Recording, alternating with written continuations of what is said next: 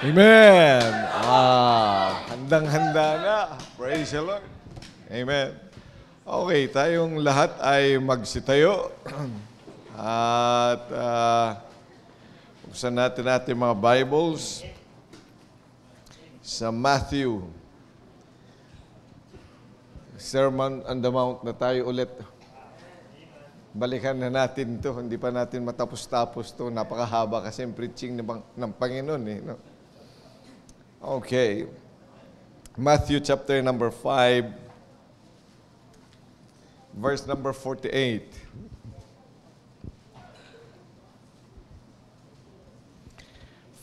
Verse 48, ito po ang sabi ng salita ng Diyos, "Be therefore perfect, even as your Father which is in heaven is perfect." Nag-quiz ba kayo kanina? May quiz ba kayo? May quiz kayo? Wala. Nag-pace test na kayo? May perfect? Perfect ba kayo? Sabi ng Panginoon, utos to perfect. Amen. Basahin ulit natin. Kasama ito sa Sermon on the Mount. Maraming mga topics ang Panginoon. Kung tatandaan natin, ano nga yung mga topics niya? Okay, number 1 ay patungkol sa Beatitudes, di ba? A person who is blessed. And then, pag-usapan din natin patungkol sa anger. Tama? Sa pag-usapan din natin ang worship. Pag-usapan natin yung importance ng pamilya. No? Dapat yung adultery at ibang mga bagay ay wala sa atin. Pag-usapan natin ang mga bagay diyan patungkol sa pag-ibig natin sa mga enemies natin. Kumusta? Nagagawa pa ba natin? Amen?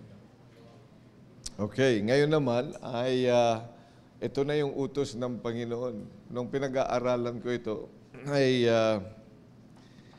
maraming mga bagay na tinuturo sa atin ng Panginoon. At we cannot overemphasize the very Word of God. In fact, it should always be there para magsilbi ito na gabay sa bawat isa sa atin. Basahin natin verse number 48. Ready, go!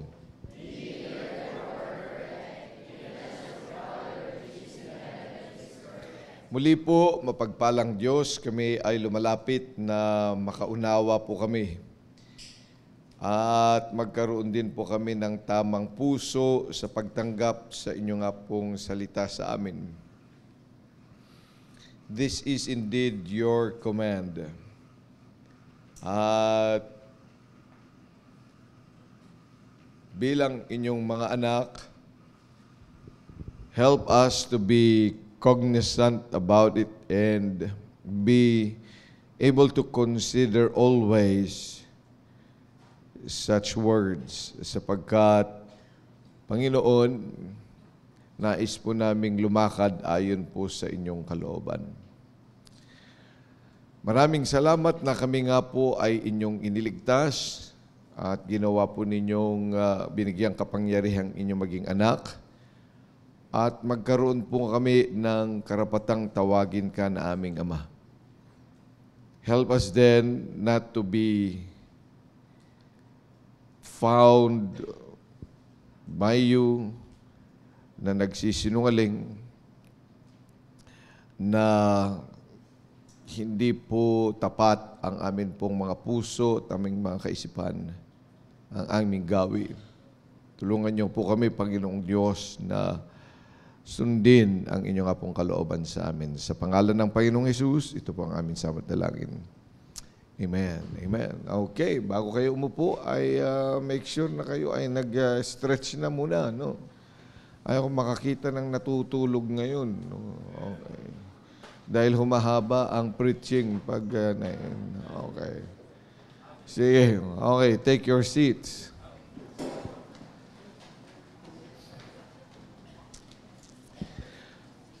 Be ye therefore perfect. So yan po yung salita ng Diyos ngayon. Okay? Ano nga yung salita ng Diyos na dapat na bibigyan nating pansin araw-araw sa ating buhay?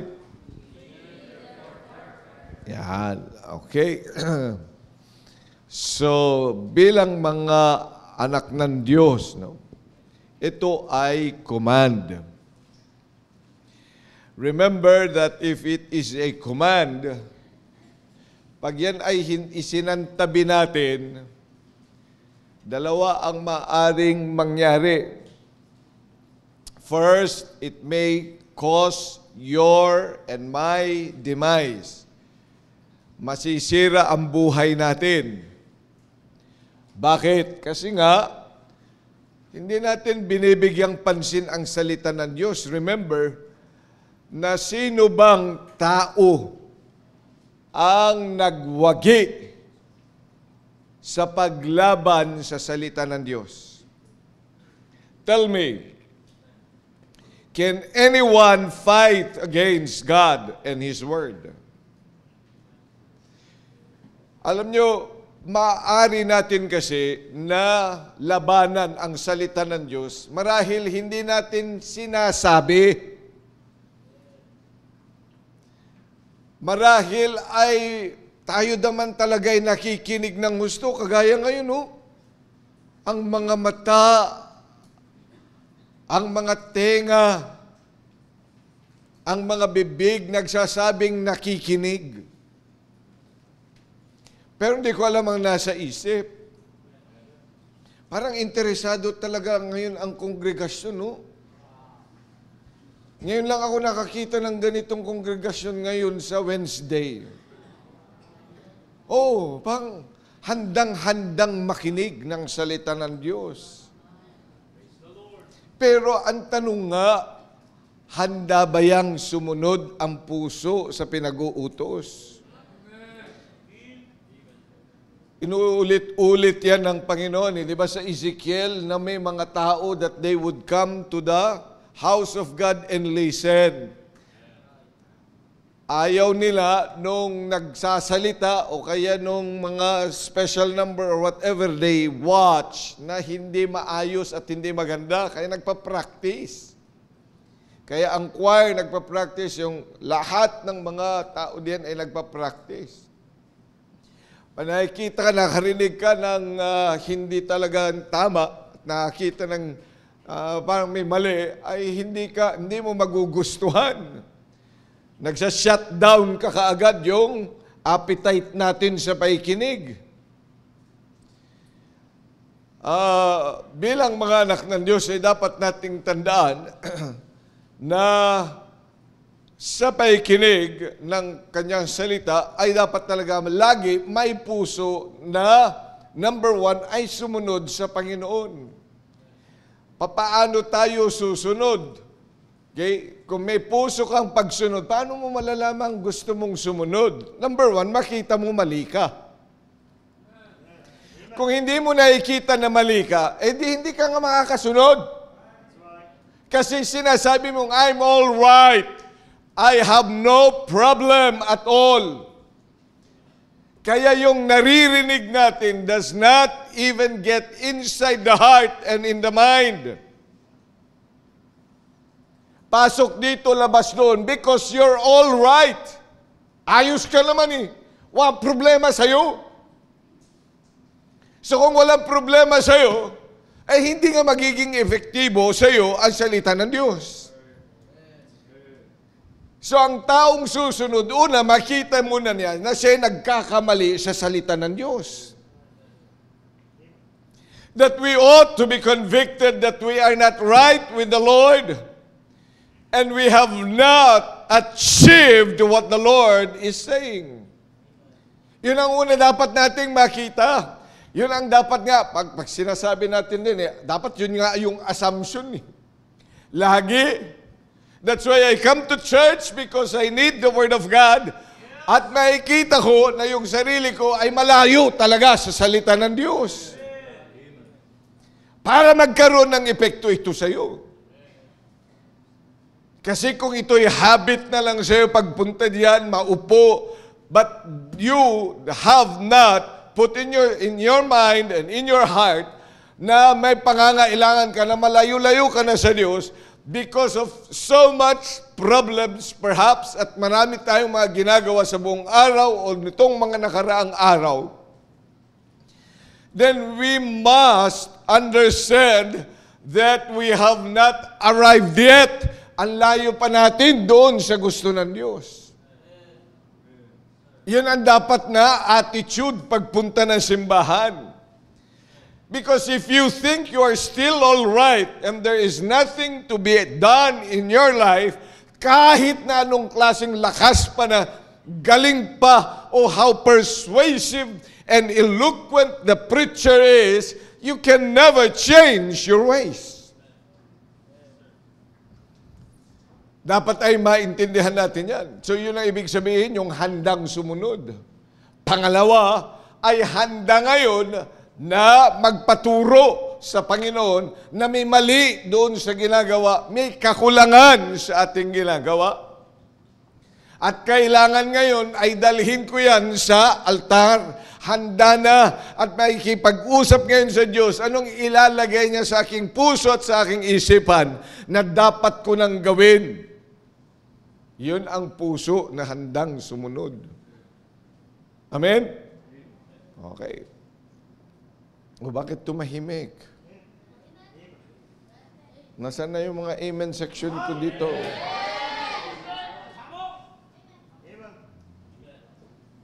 At tumalab ba kaya hindi na maka-amen? Sabagay, pag natalab kasi talaga hindi na maka-amen ano? Oo. Pag tinamaan ka na, parang, ako yun Sige, ayos lang yun. So, command kasi ito. Ang command, dapat talaga binibigyang pansin.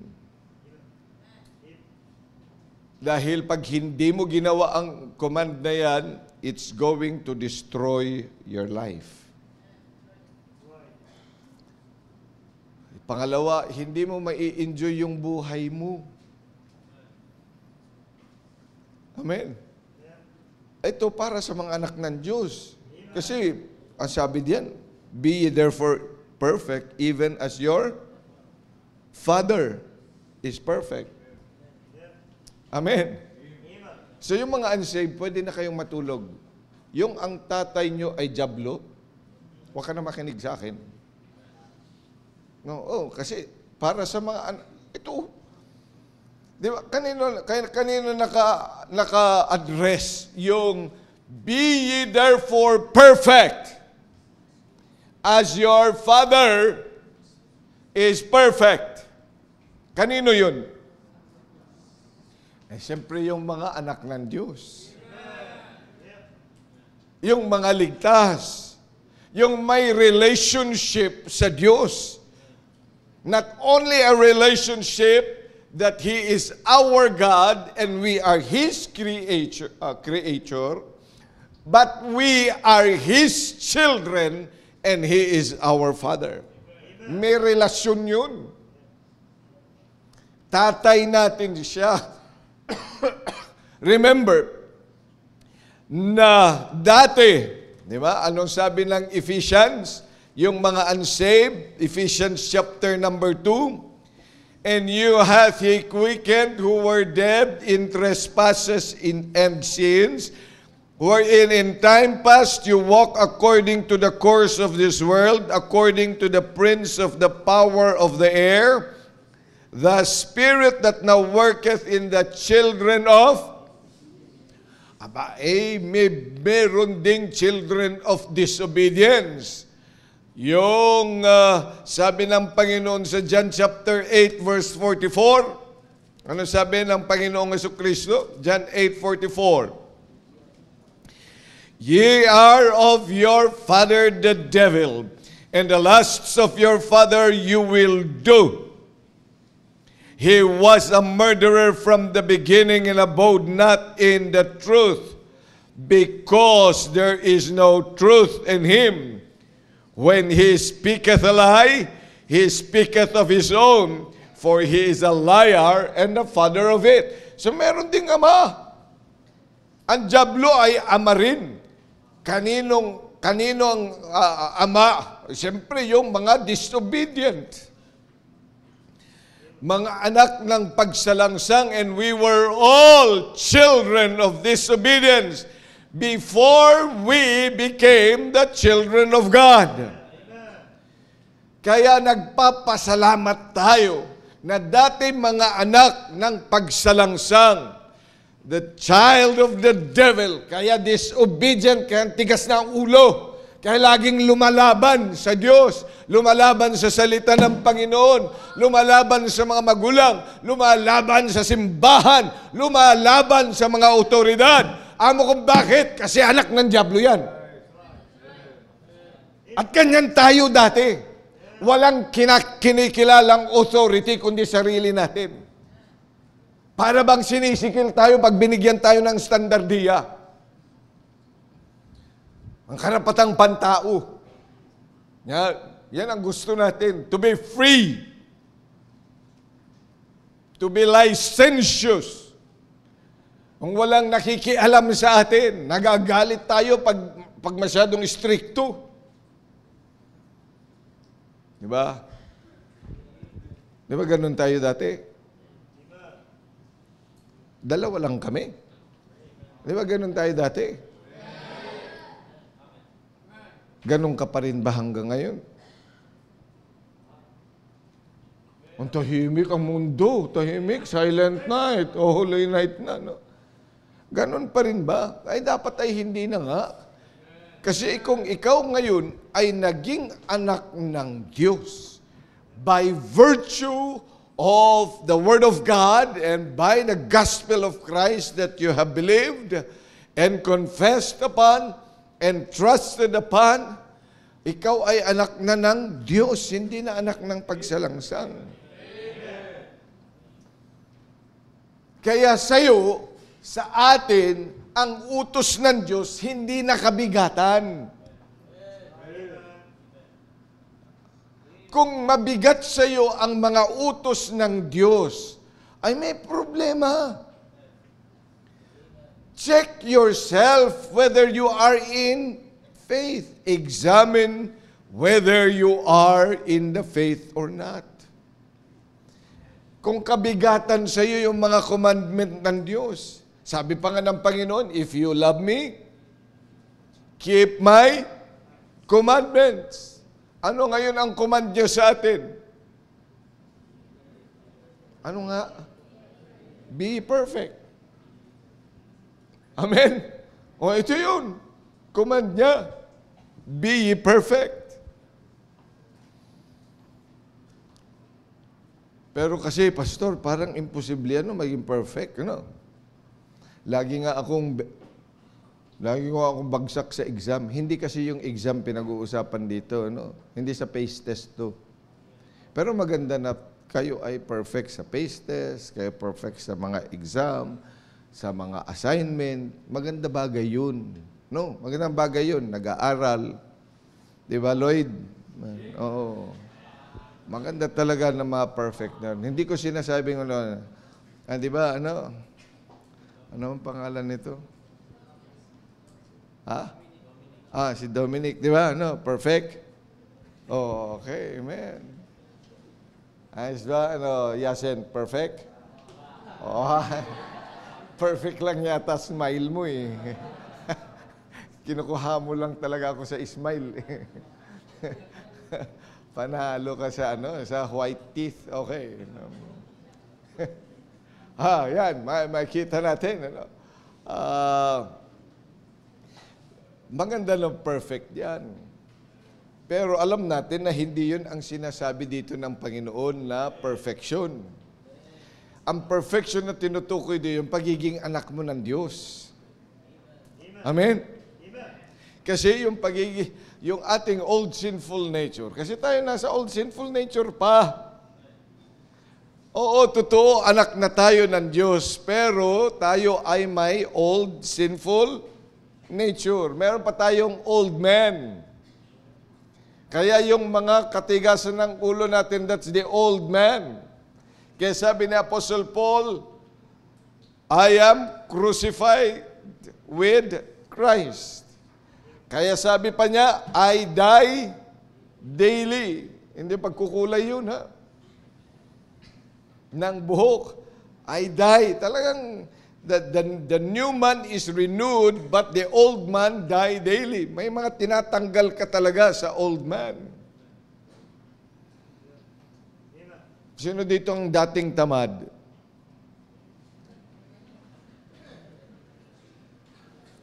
Sino dito ang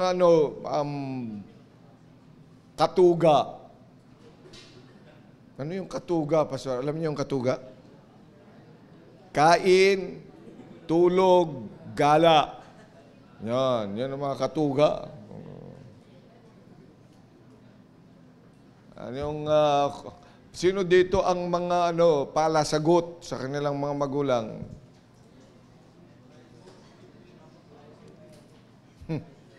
May palasagot siya, nagtataas na ng kamay. Ayan ang mga old sinful nature natin, dapat ay tinatanggal yan.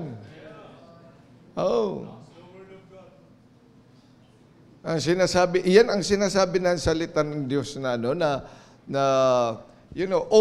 old nature natin. Pero yung sinasabi maging perfect tayo is about our spiritual life that we have found in Christ. Yung bagong buhay. Amen? Yung bagong buhay, yun ang i-perfect natin. Hindi rin ibig sabihin naman nito yung sinless perfection.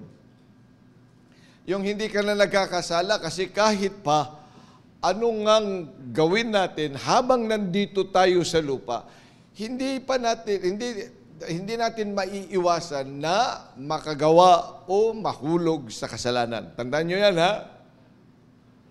Maliwanag dapat yun. No? Pwedeng mahulog sa kasalanan, but a righteous man shall fall 7 times, but mayroong pagkakataon pa rin to rise up. Kapag tayo ay nahuhulog diyan. So, hindi yun ibig sabihin nun. So, what exactly is it? Now, dalawang paraan ang gagawin natin ngayong gabi. Okay, amen. Paano natin maiintindihan yung gustong mangyari sa atin ng Panginoon na perfection dito? The first thing that we will do is according to the context. Ibig sabihin, from the whole of Matthew chapter 5, ano ba yung perfection na tinutukoy ng Panginoon? Kasi pinakahuli na niya ito eh. Pagkatapos ay titingnan din natin yan in relation to other verses in the Bible. Nakuha na? Okay. Kung ano yung perfection na yun, ha? Be ye. Okay. Gising pa kayo? Sige. Yan. Be ye perfect. So, ano yung perfection na yun? Let's start with the context. Ano ang pinakamalapit na context diyan? Matthew chapter 5. Tingnan nyo. Matthew chapter number 5.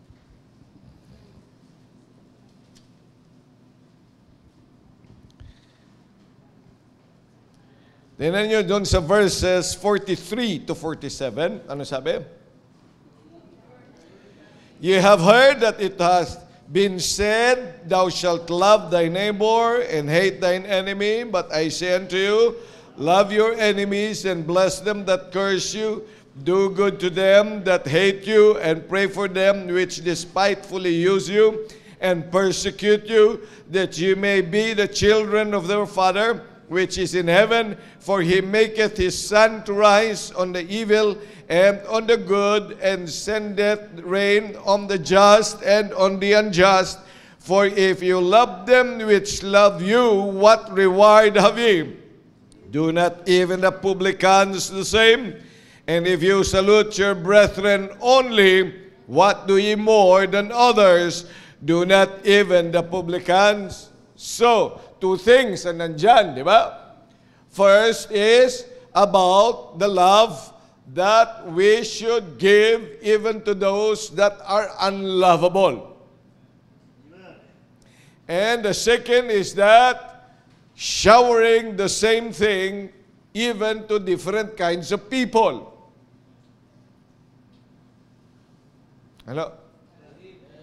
Ano yung pag-ibig na yan ng Diyos na sinasabi ng to love your enemies?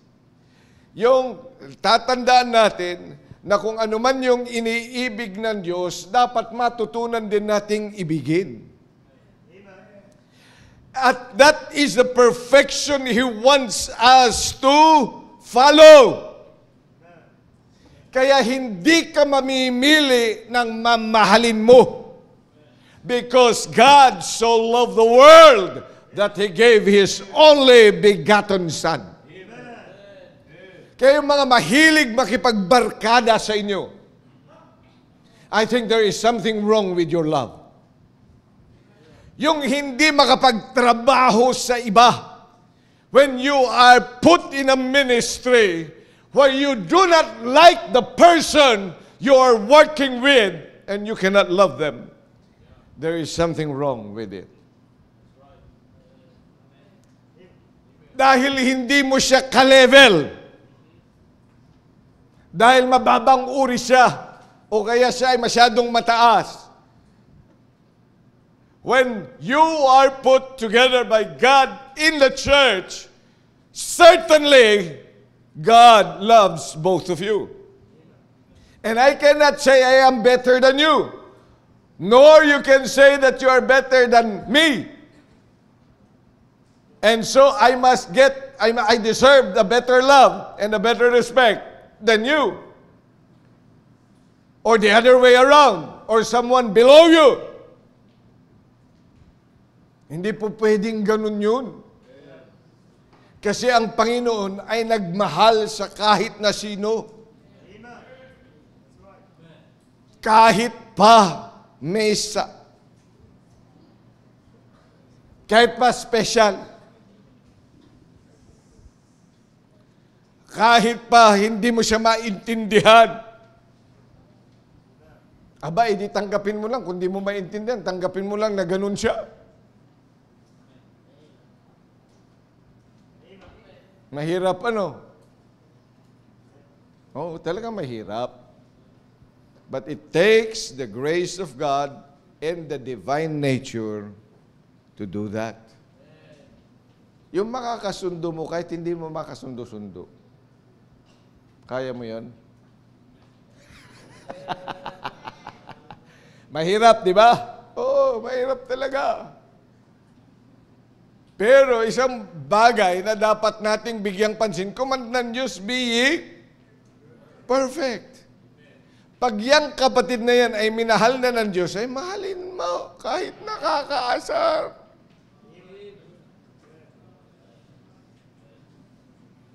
Alam mo, nararanasan ko rin naman yan.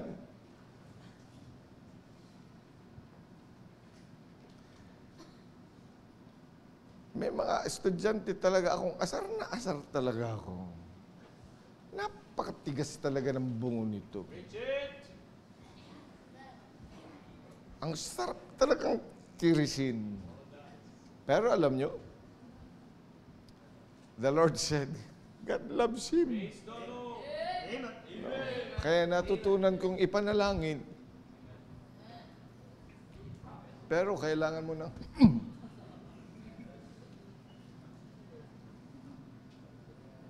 kasi ayoko din namang lumaking may katigasan ng ulo.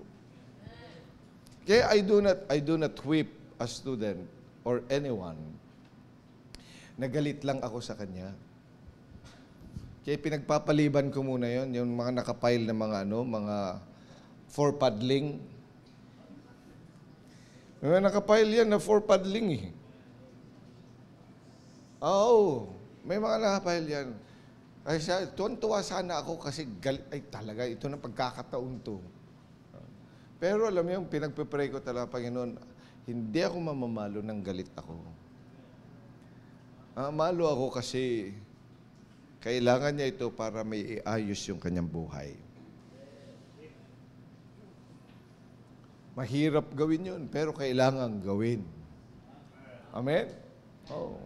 Kaya kayong mga bata, huwag kayong magagalit. Tingnan niyo itong mga napalo ko noon, nagtino.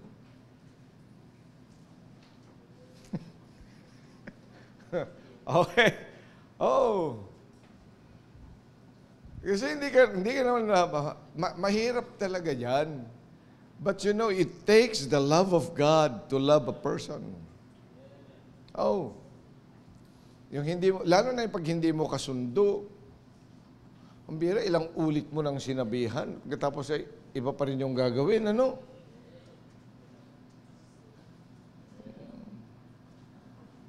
Nung nagsabog ng Diyos ng, ano ba sabi ng matatanda? Nung nagsabog ang Diyos ng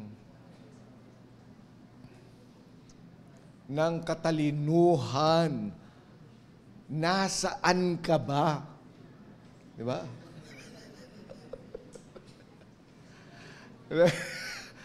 Nung nagsabog, nakuha mo?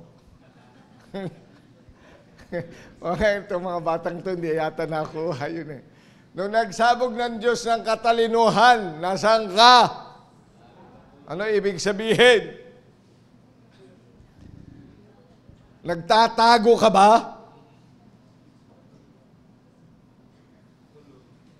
Tulog. Ay, ang hirap kausapin yun. Sabi na pa yan, love your enemies. Ano? Oh. Because God loves anyone and everyone. Kaya kahit nga sa soul winning, di ba? Wala ka naman talagang pipiliin. Kaya natatandaan ko, ipag-usap ako, ganun ang ganun, oo nang oo. Maya-maya, sabi sa akin na, after 15 minutes sa pag-uusap namin, bakit pa iba-iba na ang sinasabi nito? Sabi nung katabi ko,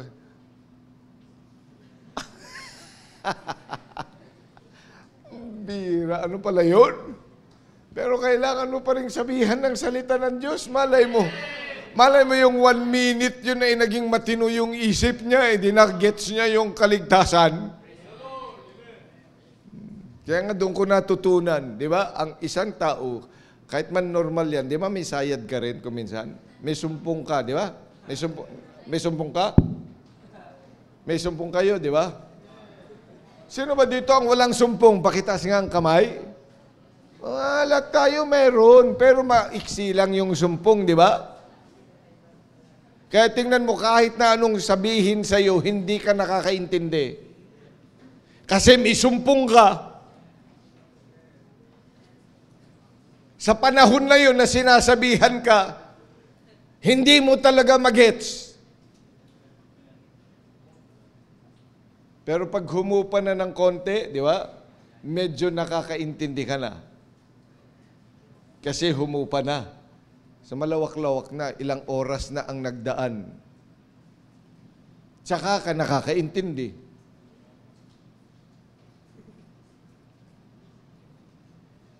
Kaya yung mga may sayad na yan, maiksi lang panahon na matino sila. Ikaw, gaano kahaba ba ang iyong katinuan? Sa pag-uusap pa lang dito, sa pagtuturo. Pagtuturo, sa pagpipreach.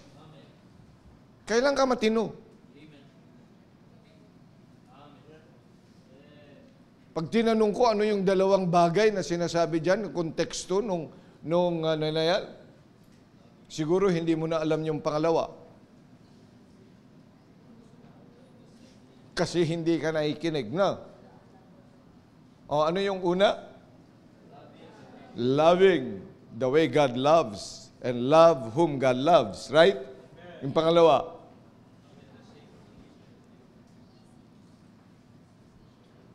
Ano? Di ba? Ano sabi niyan? Bigyan mo ng, if God, ano sabi? If God let the sun shine to both the bad and the good, ay di dapat ganun din tayo.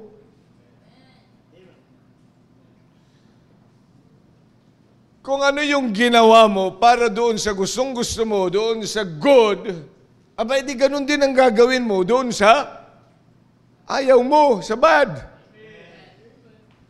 Kung minsan kasi napaka-unequal natin.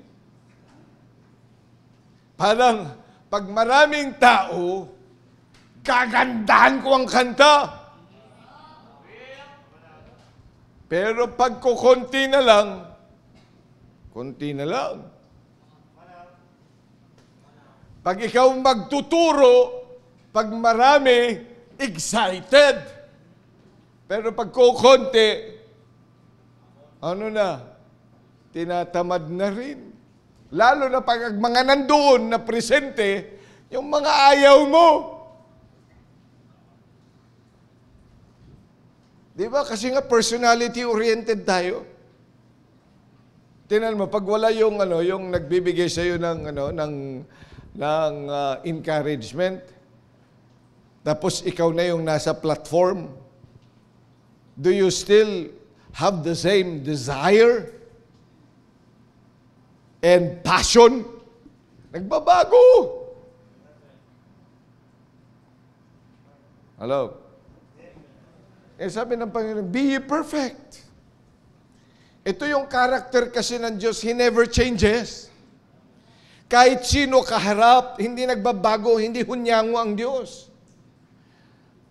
He would still be good even if they are bad. He still be loving even they are unlovable. He would be the same God. Kaya hindi siya nagbabago. Yung integrity ng Diyos, pareho lang. At yun din ang nais ng Diyos sa atin para hindi maging hunyango. Marami kasi sa atin ay hunyango. Ngayon, ang ganda ng suot. Pagdating sa labas, iba na. Ay hunyango.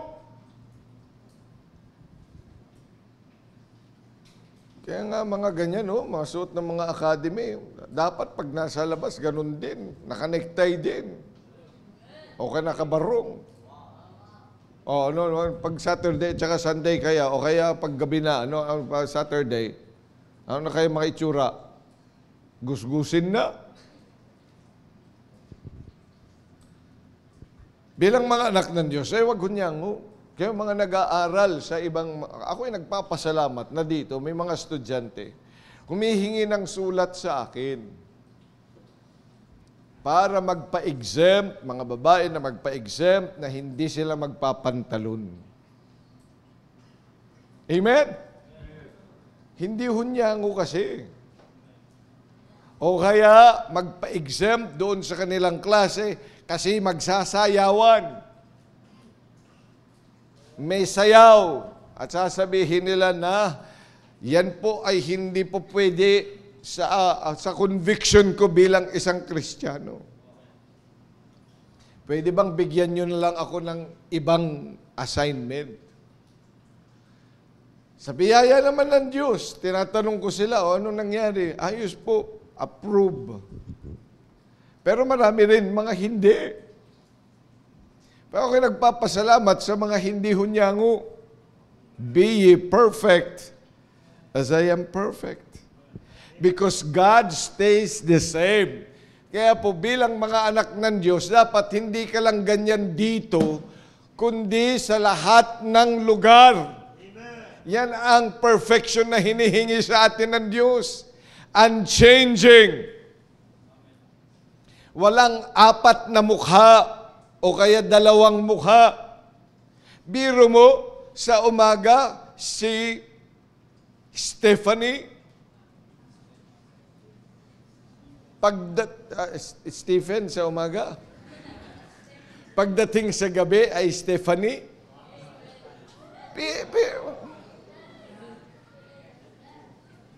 Pero mo yan ang dalawang mukha. Ay dapat ay hindi. Amen? Be perfect. Yan po ang nais ng Diyos. Kaya po, sabi ng Panginoon, dapat talaga tayo ay separated. Dapat ano yung ating, we are supposed to be persuaded na ito yung ating stand, hindi lang pang simbahan, pang dito, kundi pang anywhere we go. At kahit pa bakasyon. Kaya mga estudyante, may King James Bible kayo habang nandito, pero pagdating kayo ng bakasyon, dahil magpe-perform, nandito ka. O kahit na walang performance, dapat nasa prayer meeting ka. Dapat yan po, ang perfection na hinihingi sa atin ng Panginoon, hindi nagbabago. Hindi according to performance, but according to who you are and what we are. Ano ba tayo? Tayo ay mga Kristiyano. Dapat nasa simbahan, sa prayer meeting. Yung iba nga, kahit pagaling sa ibang mga lugar, talaga nagsisikap para pumunta dito. I like yung testimony, yung Thanksgiving ng isang kapatid. I hope narinig nyo yun, pero sasabihin ko ulit. Natatakot siya na ang kanyang hindi siya mapag-perform sa kanyang ministry dahil alam niya na Monday to Wednesday ay hanggang 6:30 p.m. yung kanyang klase. So mag 6:30 p.m. aalis siya doon sa kanila. Di anong oras na siya makakarating dito sa Los Baños? Pero ang prayer niya ay baguhin yun ng Diyos. At kanina lang naranasan niya ang immediate answered prayer, 4:30 na lang, hanggang doon na lang yung kanyang klase. Kaya nandito siya.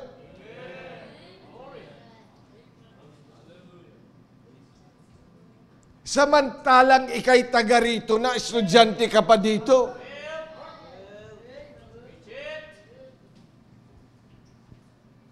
You know, we all have the liberty to come. But others don't have the liberty to come. Pero pag meron kang pagkakataon, hindi dapat nandyan ka.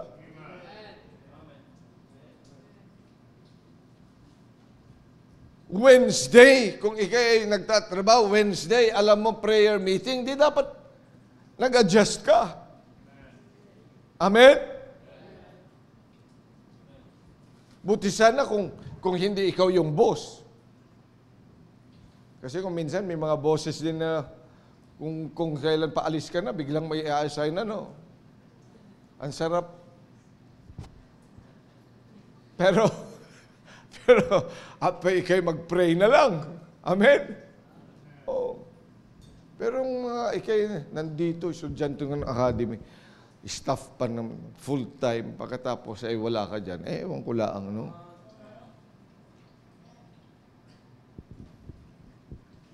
Dapat hindi talaga tayo nagbabago. Amen? Huwag yung huwag yung okasyon o kaya yung time. Ay, birthday ko kaya ako'y nakapagsimba ngayon. Ayun. Mga okasyon. Be ye perfect as I am, as your Father in heaven is perfect. Ang lapit-lapit na nga ng bahay mo, pagkatapos, wala ka pa, late ka pa. May problema talaga. Ay alam mo ng anong oras ang ating prayer meeting. Amen? Bakit mahina? Kung hindi ka naman natatamaan, o kung natatamaan ka, di mag-amen ka at magbago ka. Because the Lord said, be ye perfect.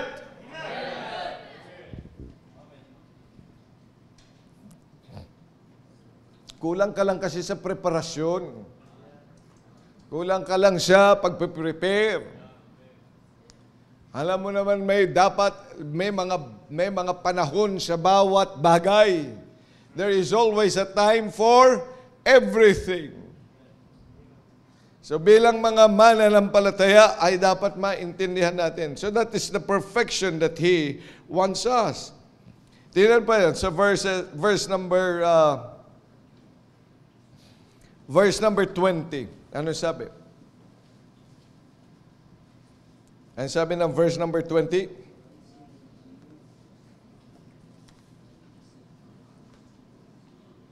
chapter 5, verse number 20. Basahin natin. Ready, go.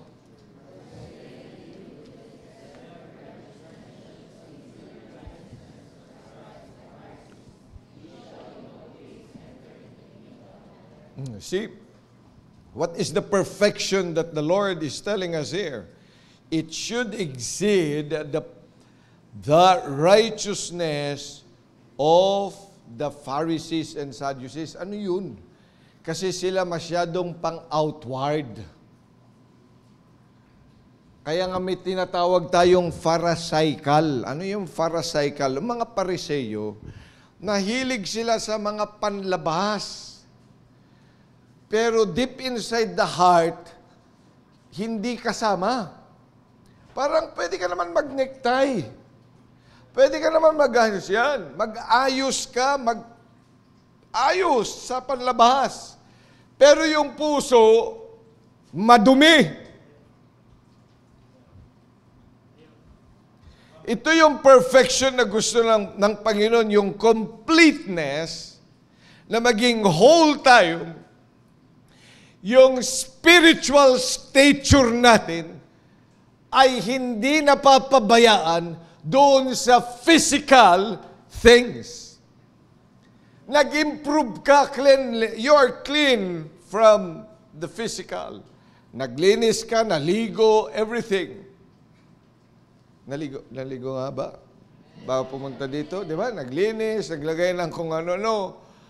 Okay, amen. So malinis. Pero tanong, malinis din ba ang isip, puso?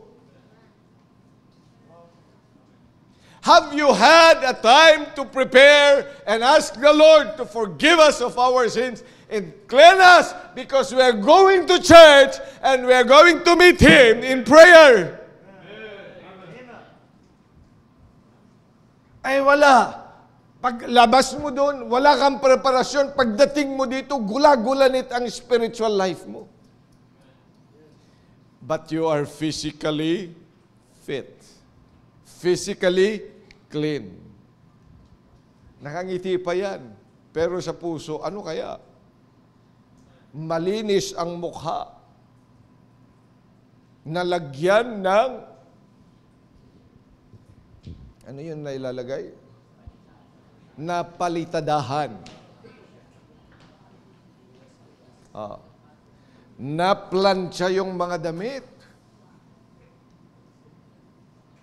Nakarating din tama ng maaga. Oo, nakarating din na maaga. Kumanta rin sa choir. Hindi ko sinasabing kayo mga choir. Kung tatamaan kayo, di matamaan kayo. Kumanta rin sa choir. Pero hindi ikaw yun. Ngayon, kung ikaw ay iyon, di magbagong buhay ka na. Tumugtog pa, kahit pa, para lang maitawid yung awitin.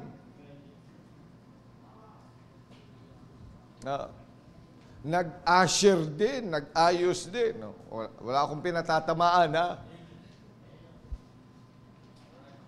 Pero kung natamaan kayo, nag-song lead pa. Hinawakan pa yung camera. Siya pa ang nagbukas ng sound system, ng ilaw, ng aircon, lahat. Di ba ito yung mga panlabas? At tama lang na ginawa on time, before the time. Amen? Naglinis. Naglagay ng mga halaman. Amen? Inayos-ayos yung tindig dito. Ganyan. Pinunasan pa yan. Perfect. Outward. The righteousness of the Pharisees. Panlabas. Pero ang gusto ng Diyos, kumpleto. Yung perfection. Ano ba yung kumpleto? Kasama yung puso at isipan. Kasama ang spiritual life. Kasama yung hindi nakikita ng tao sapagkat ang Diyos lang nakakakita. He looks at the heart of man. Kumusta puso mo? Have you even prepared? Have you even asked the Lord, Lord, forgive me for being worldly. Yung akin pong puso ay hindi tama. Pinaayos mo ba yun sa Panginoon? Yun ang gusto ng Panginoon. Malinis din sa harapan ng Diyos para pagdating mo doon sa prayer meeting, then you will have a great time with the Lord. Ay, di ba nag-practice pa kayo mga bata, di ba? Nag-practice pa kayo, no? Ganda ng kanta nila, ano? Amen? Okay, I was blessed. Oh, parang ang i-spiritual nyo. Di ba nung kumakanta sila, di ba? Parang ang babait na mga bata, hindi sila makulit, hindi matigas ang mga ulo. Para sila yung mga pinagpipitagan nung kumanta sila dito. Ano kaya, paakyatin ko ulit sila dito, no? Pero tingnan nyo, pag tinignan nyo sa mukha, di ba? Malinis, maayos ang buhok, malinis yung damit, pag nakangiti, parang nag-toothbrush naman, di ba? Ayan, o. Maayos ang mukha, naglagay pa ng polvo. Oh, yan. Tapos pagkanta, ano nga yung kanta nyo? Oh, tapos kahit sumasayad yung bass, pero maganda naman, di ba? Ang bihira. He paid it all. Hindi ko kaya yun, no? Pero nagawa nila, no? Naitawid nila. yung awitin. Pamira. Tingnan nyo, di ba? Aren't you blessed looking at them and listening to them? Pagkatapos yung tumugtog pa, sabi ko, pambihira. Magaling na yung tumutugtog, ah. Sino yung tumugtog? Si Rito? Nasaan siya? Ayan ba si Rito? Oh, yun, no? Hindi ba nakaka-bless yan? Pero tanong, kumusta puso? Napag-prepare tayo. Nag-ayos tayo physical. Pero nag-ayos din ba tayo spiritual? Did we have time to come to the Lord in prayer and ask forgiveness of our sins at ayusin niya yung puso natin sa pagharap sa Kanya sa ating pananambahan? Ay kung hindi, we are not yet perfect. Ito ang perfection na hinahanap ng Panginoon. Perfection that would exceed the righteousness of the Pharisees. Yung mga pang-ibabaw, yung kanilang religion. Remember that Christianity starts from the heart. If thou shalt confess with thy mouth the Lord Jesus and believe in thine heart that God has raised Him from the dead, thou shalt be saved. It is by heart. So doon talaga yun. Kaya yan ay tinitingnan natin. That's why He said, be careful with your heart. Dahil ang puso, dyan yung issues of our life. Are we really doing something else with the heart that we have? You know, the heart of man, ang sabi nga ng Panginoon, the heart is above all deceitful and desperately wicked. But the Lord has given us a new heart. Is that heart you're using? Or still the heart of your wicked heart that you're still using? Kaya dapat po, bilang mga anak ng Diyos, binabantayan natin yan. Kaya sabi niyan, be ye perfect as thy Father in heaven is perfect. So that's the completeness.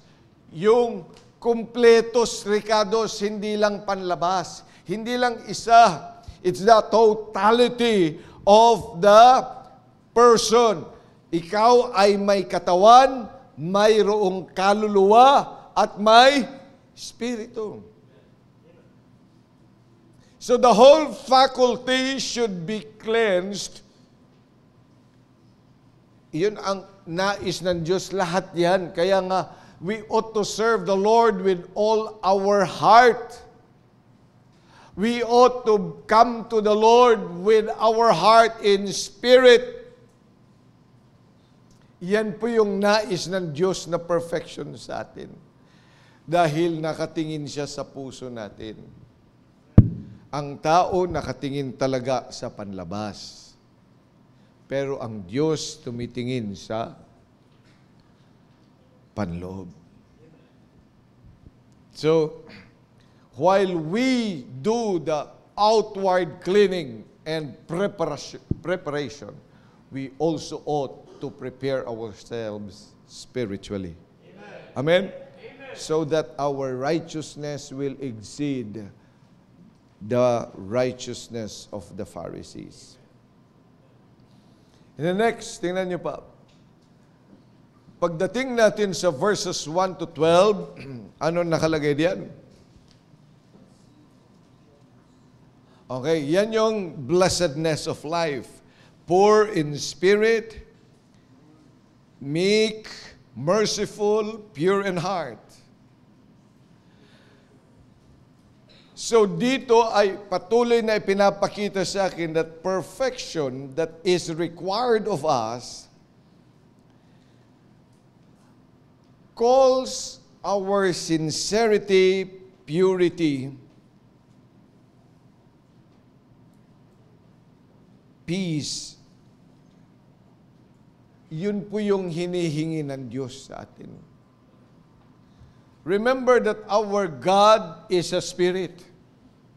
Amen? So, he who worship Him must worship Him in spirit. Kaya bilang mga anak ng Diyos, ay dapat yan ang ating bibigyang pansin. Kumusta yung hunger natin? Are we hungering with spiritual matters, with heaven? If ye then be risen with Christ, seek those things which are above. Ano ba mga hinahanap kasi natin sa buhay? Ano ba mga prioridad natin sa buhay? Baka naman tayo pumupunta lang ng simbahan kasi para may icebreaker. Kasi dami kong ginawa maghapon. Punta nga muna ako sa simbahan ng may icebreaker naman. Makinig ka maigi sa akin. Totoo, nagkakaroon tayo ng joy sa pagpunta ng simbahan pag nakakarinig ng salita ng Diyos. Pero kung ikaw po ay anak ng Diyos, dapat yan ang unang-una sa buhay mo. Is your spiritual life. Dapat yun ang priority ng buhay mo. Kasi ibang-iba tayo. Yung mga hayop, ano priority nila? Yung kanilang katawan. Kaya ganun din ang ginawa nila. Kasi akala nila that we are, ano sabi ng science? We are what? Under ng kingdom, animalia. Di ba? At ang Homo sapiens, yun yung pinakamataas sa animal kingdom. Kaya ang kanilang basic needs, anong basic need ng mga taga-animalia kingdom? Ano basic need?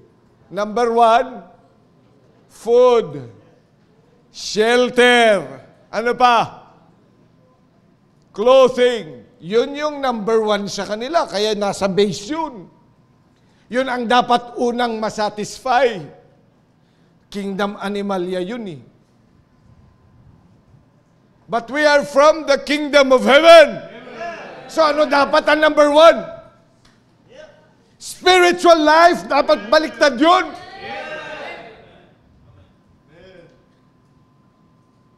Baka naman pastime mo lang pagpunta ng simbahan. Kung pastime lang yun, alam mo, nagkakamali ka talaga sa buhay mo. Kaya sabi ng Panginoon, blessed, ano yan, blessed? Are the poor in spirit. Blessed are the meek. Blessed are the merciful. Blessed are the pure in heart. Ano mga to? Mga spiritual. Blessed are those that do hunger and thirst for righteousness. Ano mga yan? It's all spiritual life. Kaya dapat yun po yung number one natin. Yun ang basic need. Man shall not live by bread alone, but by every word that proceeds out of the mouth of God. We were created according to His image. In fact, we became a living soul when God breathed into our nostrils the breath of life. That's the word of God. That's the Spirit from God. Kaya dapat yan ang number one natin. Kaya makasimba nga nang mabawas-bawasan yung aking stress sa buhay. At least doon ay walang ano. Totoo naman, walang maniningil sa'yo dito, may usher eh. Usher lang maniningil dito sa'yo. Mamaya sa offering. Pero yung mga utang, yung mga kung ano-ano man, magiging safe ka dito.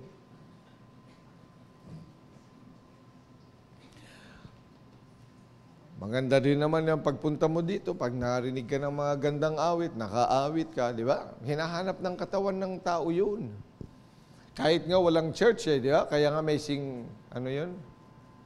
Yung jukebox. May videoke. Di ba, yung mga nagbibidyoke, kahit na, pambira. May pinadala nga sa akin na link ni John Mark eh. News. Sa News 5. May pinatay daw dahil sintunado. Oh, doon sa may, sa Mindanao. Kaya safe ka naman dito.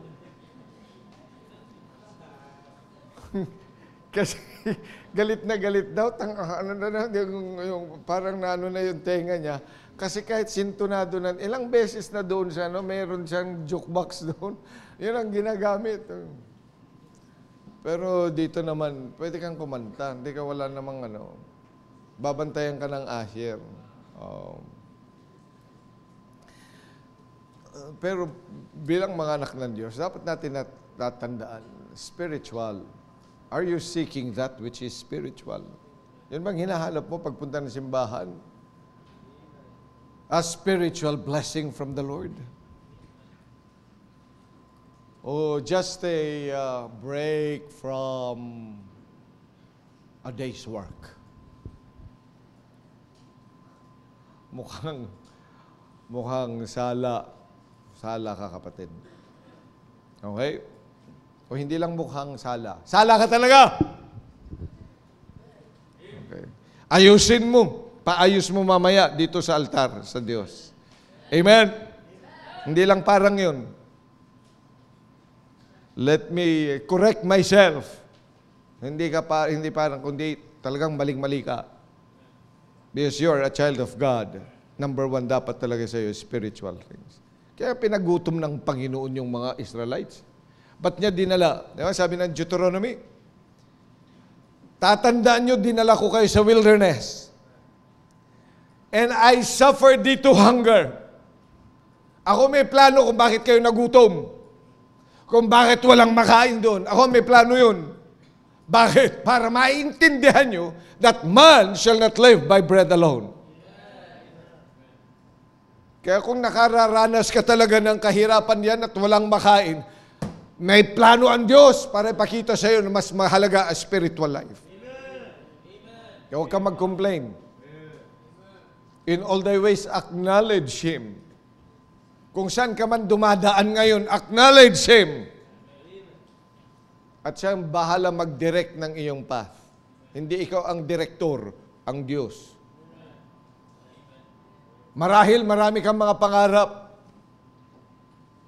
Plano mo yun sa buhay. Pero kung ano man pinagdadaanan mo ngayon, magpasalamat ka sa Diyos. Acknowledge Him. Amen.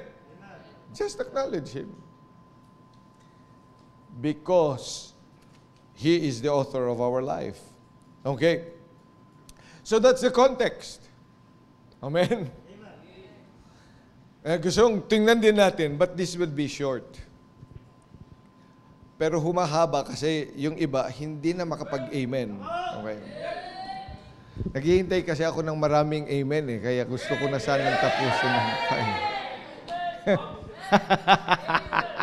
Talang mga to, gusto nang tapusin. Wala pa nga isang oras. Okay. Ephesians chapter 4. Ginamit ang word na perfect in relation to the work of God. Ano sabi na Ephesians chapter number 4? Verse number 11 and 12. Ano sabi? And He gave some apostles, and some prophets, and some evangelists, and some pastors and teachers, for the perfecting of the saints, for the work of the ministry, for the edifying of the body of Christ. Ano yan? Para matutunan natin magtrabaho at magtrabaho sa gawain ng Diyos. Pag sinabi nating dumarating ka na sa perfection, maturity of your life, then you now learn how to work and work for God. Dapat talaga'y nagtatrabaho ka sa gawain ng Diyos. That's why the church is here, so that you can work the work of God. Kaya may simbahan. Amen na ng amen eh. Napawos ka siguro, no? Okay. You must work the work of God. Yun ang ibig sabihin para matutunang magtrabaho sa gawain ng Diyos. Ano ba ang trabaho sa gawain ng Diyos? Well, getting people saved. Yan ang trabaho ng Diyos. Yan ang trabaho ng simbahan. Kaya kung ikaw hindi nagagamit para maligtas ang iba, then you have not matured. You are not perfect. Kaya for the perfecting of the saints, ang ibig sabihin yan, you are able to be a workman doon sa gawain ng Diyos. Kaya dapat nagdadala ka ng tao sa gawain ng Diyos.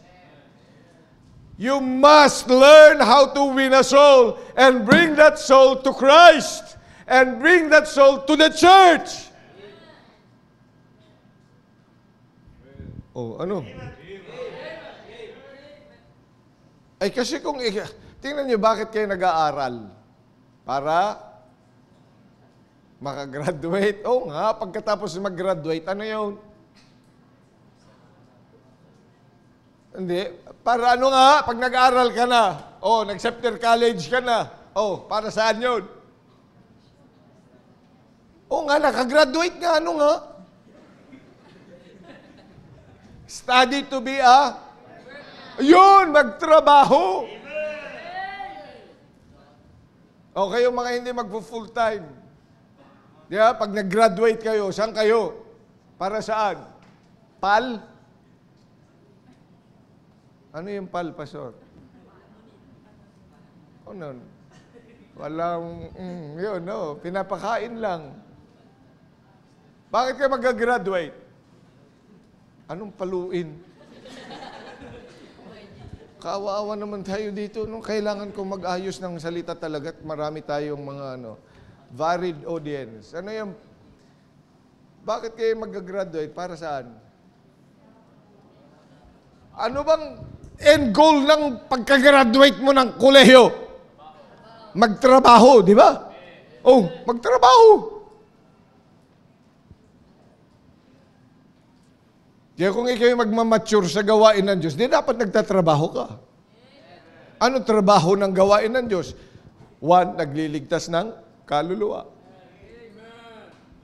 Kaya pag hindi ka marunong magdala ng kaluluwa, ay di ibig sabihin ay baby ka pa.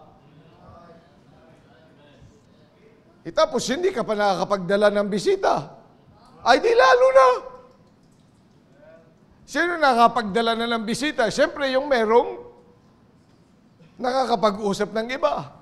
Nakakasundo. Amen? Ano pang gawain ng simbahan? Eh di nagbabaptize.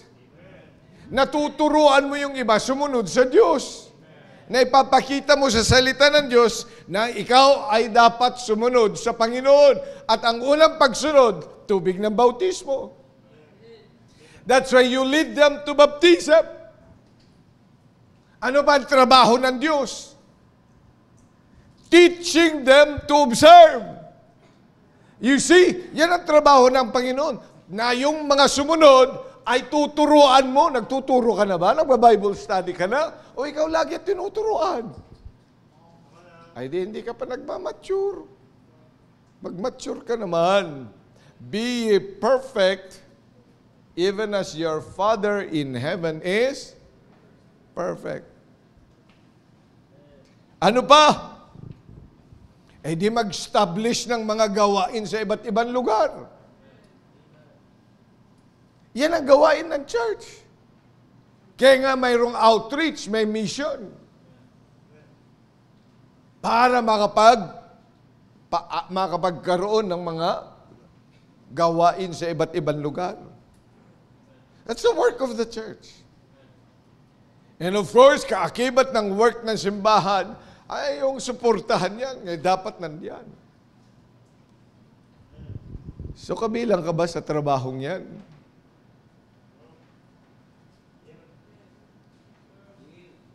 Matured. Be ye, ano sabi ng Panginoon? Perfect, as your Father is perfect. Kumusta na yung maturity mo, kapatid? How is your maturity? Ngayong gabi, huwag nating pabayaan yung kautusan ng Panginoon to really be perfect in His sight. Tayong lahat ay magsitayo. Muli, Panginoong Diyos, maraming salamat po sa pagkakataon na tingnan ang inyong salita. At i-size up ang amin pong mga sarili. Help us indeed to be perfect as you are perfect. Alam ko po, Panginoong Diyos, na kayo ang mangunguna sa amin. Pagpalain mo po ang invitation sa pangalan ng Panginoong Jesus. Amen. Habang tinutugtog ang awiting panyaya, ba't hindi tayo lumapit sa Panginoon? If there be things that the Lord wants us to change in our lives, ilapit natin sa Panginoon. May pag-usap tayo sa Panginoon dito sa altar.